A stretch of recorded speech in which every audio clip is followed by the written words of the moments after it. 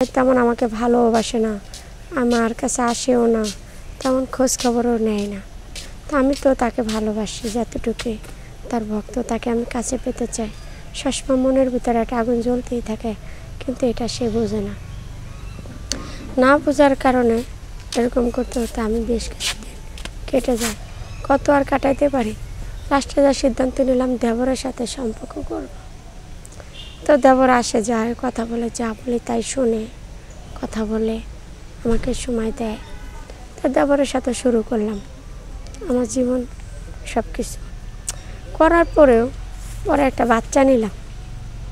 অবশ্য সেটা বাচ্চা হয়, কিন্তু যখন বাচ্চাটা হয় এই বাচ্চার দায়ভার কেউ নেয় না। অবশেষে স্বামী ছেড়ে দিলাম, স্বামীও ছেড়ে দিল আমাকে, মানে আমিও ছেড়ে আপনার দিলাম। জামাই যখন আসে না তখন আপনি কি করলেন? আপনার দেবরের সাথে আপনার সম্পর্ক তৈরি করলেন। মানে সম্পর্কটা কি কি সম্পর্ক তৈরি করলেন আপনার জামাই? মানে সম্পর্ক, তাই সে আমাকে ভালোবাসলো, আমার চাহিদা, শারীরিক যে চাহিদা সবই ওর কাছে পেতাম। মানে আপনার দেবর আপনাকে মানে সব সময় কাছে পাইতো বা আপনি তার যাইতেন কাছে? হ্যাঁ, কাপড় চাপড় দিত, তেল সাবান সবই ইন টোটাল সবই দায়িত্ব পালন করতো। আমিও তার উপরে ততটুক ছিলাম। তো সমস্যা, বাচ্চা নিলাম, বাচ্চার দায়ভার আর কেউ নেয় না। পরে কি করব, স্বামীও ছেড়ে দিল, আমিও স্বামীকে ছেড়ে দিলাম। অবশেষে আমাকে রাস্তায় ফেলাই দিল। আসসালামু আলাইকুম ওয়া রাহমাতুল্লাহি ওয়া বারাকাতুহু। আশা করি সবাই ভালো আছেন, আমিও আপনাদের দয়ায় অনেকটা ভালো আছি। তো আমার কিছু জীবনের ঘটনা নিয়ে আপনাদের কাছে আসলাম। আমার জীবনের ঘটনা, আমার বাবা মা একটা লোকের সাথে আমার বিয়ে দেয়। আমি তারা কখনো দেখি নাই বিয়ের আগে। তো তারা আমাকে দেখে, পছন্দ করে, তার সাথে আমার বিয়ে দেয়। তো বিয়ে দেওয়ার পরে আমি বাসার ঘরে যেয়ে দেখি যে আমার জামাই একটু বয়স্ক। কিন্তু বিয়ের সময় আপনার জামাইকে আপনি দেখেন নাই? না, মানে বিয়ের সময় দেখবো কি, তারা আমাকে দেখছে তার ফ্যামিলিতে, আর সে আমার ছবি দেখছে, সবার পছন্দতে বিয়ে করছে। আমি আমার বাবা মার পছন্দতে বিয়ে করি। তো বিয়ে করার পরে বাসার ঘরে যা দেখে সে একটু বয়স্ক। তা যাই হোক, মানায় নিলাম, ভাগ্যে যার সাথে ছিল তাই। তো বেশ কিছুদিন আমার সাথে সে মজা বা কোনো কিছুই বোঝে না, প্রথম থেকে দেখলাম যা। তো এমন করতে করতে আমার অনেক দিন কেটে গেল। শুনি যে সে চা বাগানের চাকরি করে সিলেটে।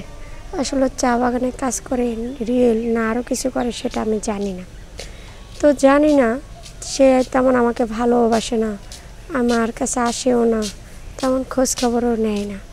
তো আমি তো তাকে ভালোবাসি যতটুকু তার ভক্ত, তাকে আমি কাছে পেতে চাই। সবসময় মনের ভিতরে একটা আগুন জ্বলতেই থাকে, কিন্তু এটা সে বোঝে না।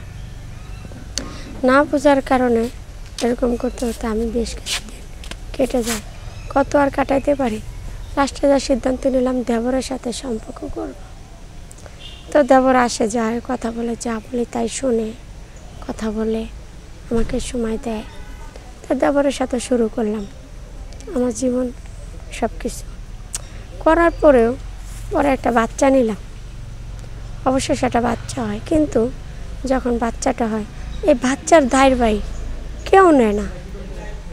অবশেষে স্বামী ছেড়ে দিলাম, স্বামীও ছেড়ে দিল আমাকে, মানে আমিও ছেড়ে আপনার দিলাম। জামাই যখন আসে না তখন আপনি কি করলেন? আপনার দেবরের সাথে আপনার সম্পর্ক তৈরি করলেন। মানে সম্পর্কটা কি কি সম্পর্ক তৈরি করলেন আপনার জামাই? মানে সম্পর্ক, তাই সে আমাকে ভালোবাসলো, আমার চাহিদা, শারীরিক যে চাহিদা সবই ওর কাছে পেতাম। মানে আপনার দেবর আপনাকে মানে সব সময় কাছে পাইতো বা আপনি তার যাইতেন কাছে? হ্যাঁ, কাপড় চাপড় দিত, তেল সাবান সবই ইন টোটাল সবই দায়িত্ব পালন করতো। আমিও তার উপরে ততটুক ছিলাম। তো সমস্যা, বাচ্চা নিলাম, বাচ্চার দায়ভার আর কেউ নেয় না। পরে কি করব, স্বামীও ছেড়ে দিল, আমিও স্বামীকে ছেড়ে দিলাম। অবশেষে আমাকে রাস্তায় ফেলাই দিল। তো ফেলাই দেওয়ার পরে বাচ্চাটাকে নিয়ে আসি। তবে দেখেন, আমার মতো কেউ এরকমের ভুল করবেন না, কেউ না। যদি এরকমের ভুল করেন তাহলে পস্তাবেন। আমার জীবনের করুণ কাহিনী শোনেন, আজকে আমি কোন জায়গায় এসে দাঁড়াইছি। আমার জীবনের লাইফে কিছু নেই। তো এই ভুলটা আপনারা কেউ করবেন না। আমি আমার নিজ দায়িত্ব থেকে এই গল্প, যে জীবনের গল্পটা বললাম, এটা শোনার পর আশা করি মেয়েরা সতর্ক হয়ে যাবেন। কেউ আমার মতো এরকম সোনার সংসার কেউ ভাঙবেন না, লাস্টে যায় কিছুই পাবেন না। দর্শক শুনলেন তো আপুর অনেক কষ্টের একটা কথা, জীবন কাহিনী। তো আসলে মানুষের জীবনে এরকম একটা করে ঘটনা ঘটেই থাকে। তো বাস্তবে এই ঘটনাটা হয়তো আপু আপু আপনার গ্রামের বাড়ি কোথায়? যে আমার গ্রামের বাড়ি যশোর। আপনি যশোর শহর থেকে আসছেন না? আপনার নাম কি? মায়া।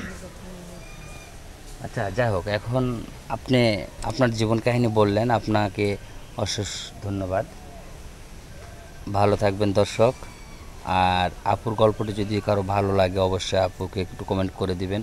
আর আপুর মতো যেন কেউ না হয় সেটাও আপনারা সবাই একটু সতর্ক হবেন।